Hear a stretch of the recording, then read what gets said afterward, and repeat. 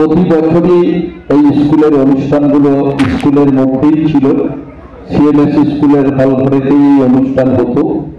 এবারই আমাদের বিট্টুবাবু দুদিন ধরে এই সংস্কৃতি লোকমঞ্চে এই অনুষ্ঠানের আয়োজন করেছে। আমরা সবাই জানি যে বর্ধমানের এই সিএমএস হাই স্কুল একটা নামিদামি স্কুল। এই স্কুল থেকে বহু ছাত্র যারা আজকে রাজ্য তথা দেশের বহু বড় বড় জায়গায় তারা প্রতিষ্ঠিত হয়েছেন, একসময় এই স্কুলেরই তারা সব ছাত্র ছিলেন এবং এখনো প্রতি বছর প্রাক্তন ছাত্ররা খুব ভালো অনুষ্ঠান করেন। আমি তো এর আগের বছর অনুষ্ঠানে গেছিলাম, খুবই ভালো অনুষ্ঠান এবং সব দিক থেকে পড়াশোনার ক্ষেত্রে সিএমএস হাই স্কুল এর আগে বেশ ভালো ভালো রেজাল্ট ছিল। এবারও ভালো রেজাল্ট, মাধ্যমিক উচ্চ মাধ্যমিকেও ভালো রেজাল্ট করেছে, সেটাও আমরা জানি। আমাদের শুধু একটাই ব্যাপার যে সারা বছর শুধু পড়াশোনা নয়, পড়াশোনাকে বাদ দিয়ে এই যে স্কুলের ছেলেরা তারা বিভিন্নভাবে সাংস্কৃতিক অনুষ্ঠান, খেলাধুলো থেকে শুরু করে সমস্ত কিছুতে সারা বছর তারা যুক্ত থাকে। তারপরেই তাদের নিয়ে এসে তাদের উৎসাহিত করার জন্য বছরের একটা দিন তাদের নিয়ে সেই মঞ্চে তাদের উৎসাহিত করা হয়, যাতে তারা আরো ভালো করে পড়াশোনার সঙ্গে সঙ্গে তারা অন্য এই খেলাধুলো থেকে শুরু করে সব কাজের সঙ্গে তারা যাতে যুক্ত থাকে। আমাদের ভালো লাগে যে সিএমএস স্কুলের অনেক অনেক প্রোগ্রামে আমি নিজে গেছি। বিশ্বনাথ বাবু এর আগে বহু প্রোগ্রামে আমাকে ডাকতেন, আমি নিজেও তখন গেছি। আজকেও আমার বারবার বিন্দুদা বলেছে আমার শরীরটা কাল থেকে এমনি একটু খারাপ, কারণ আমার 28 তারিখ থেকে কাঞ্চন উৎসব, আমাকে প্রচুর কাজ করতে হচ্ছে, তাই আমি বলেইছিলাম আসবো না। তবুও বিন্দুদা বারবার বলেছে, আর আমি তো এইসব ভালোই বাসি, এই ব্যাপারগুলো আমি সবসময় চেষ্টা করি আমি আসার জন্য। তাই আজকের এই অনুষ্ঠানে আমি সাফল্য কামনা করি। আজ এবং কাল দুদিন ধরে এই অনুষ্ঠান চলবে। আমি সমস্ত পিতা মাতাদের কাছে আবেদন করবো আপনারা এই অনুষ্ঠানে দুদিন আসুন এবং ছাত্ররা তো আসবে, সবাই মিলে এই স্কুলকে এই অনুষ্ঠানগুলোকে সফল করে তুলবেন। সবাইকে ধন্যবাদ।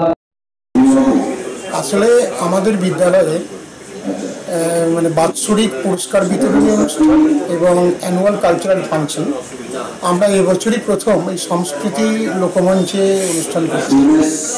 তো সেখানে গত 2 বছরে 2023 এবং 2024 সালে বিদ্যালয়ের কৃতি ছাত্রদের পুরস্কৃত করা হচ্ছে এবং এছাড়াও বিভিন্ন বিভাগে যেমন খেলাধুলা, সংস্কৃতি ইত্যাদি ক্ষেত্রেও যারা ভালো করেছে জেলা স্তরে বা রাজ্য স্তরে বা ন্যাশনাল লেভেলে তাদেরকেও আমরা পুরস্কৃত করছি। আজকে কতদিন আগে পুরস্কৃত করা? আজকে আমরা 41 জনকে পুরস্কার দেব।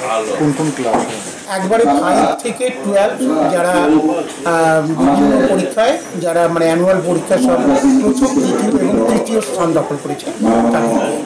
এছাড়াও উচ্চ মাধ্যমিক বিভাগে বাংলায় যে হাইস্ট পেয়েছে, গণিতে যে হাইস্ট পেয়েছে তাদের জন্য বিশেষ পুরস্কার আছে এবং মানে সমগ্র স্কুলের ছাত্রদের মধ্যে যার ব্যবহার সবচেয়ে ভালো এরকম একটি ছেলেকেও আমরা বেছে নিয়েছি, তাকেও পুরস্কৃত করা হবে আজকে। এছাড়াও আমাদের এখানে আজকে মানে ছেলেরা প্রায় গত 1 মাস ধরে অভ্যাস করছে এবং এখানে দারুণ আজকে সব মনোজ্ঞ সমস্ত কালচারাল প্রোগ্রাম আছে। যেমন বাইরে থেকে বিভাবিন্দু ভট্টাচার্য আসছেন, উনি আধুনিক বাংলা গান পরিবেশন করবেন। এছাড়া আমাদেরই বিদ্যালয়ের প্রাক্তন ছাত্র আমাদের হৃদয় শঙ্কর সেনগুপ্ত, ও তার নৃত্যের টিম নিয়ে এসছে, নৃত্য করবে। এছাড়া আজকে আমাদের বিদ্যালয়ের ছাত্রদের নাটক আছে ভাড়াতে চাই, সেই নাটক হবে। এছাড়াও বিদ্যালয়ের ছাত্ররা আজকে গান, আবৃত্তি ইত্যাদি পরিবেশন করবে।